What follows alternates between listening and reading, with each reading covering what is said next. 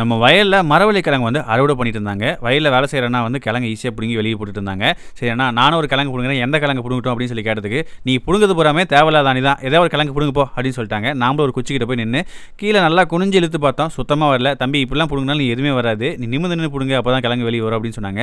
சரி நம்ம அப்படின்னு சொல்லி இழுத்து பார்த்தோம், அப்பயும் வரல. ஏன்னா அந்த தண்ணி வந்து சரியாக பாயல, அதனால கிழங்கு வெளியே வரல. சரி இதெல்லாம் சரிப்பட்டு வராதுன்னு சொல்லிட்டு கிழங்கு பிடுங்கும் நவீன மிஷின் எடுத்து வந்துட்டோம். இதுதான் அது. இந்த மிஷினை வந்து குச்சியில் மாட்டி நம்ம அழகாக அழுத்தும் பொழுது கிழங்கு ஈஸியாக வெளியே வந்துருச்சு. நம்ம ரொம்ப ஸ்ட்ரெயின் பண்ணுங்கிற அவசியம் இல்லைங்க.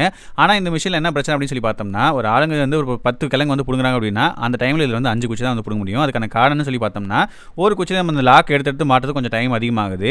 அது மட்டும் இல்லாமல் ஒரு சில குச்சிகள் இதை மாட்டி லாக் வச்சு அழுத்தும் பொழுது குச்சி வந்து உடச்சிருது. உடைக்கிறதுனால சுற்றி நம்ம மண்ணு பறிச்சு தான் கிழங்கு வெளியே எடுக்க மாதிரி இருக்குது. ஒன்றுக்கு 2 வேலையை ஆக்கிற மாதிரி இருக்குது இந்த மிஷினை பயன்படுத்தும் பொழுது.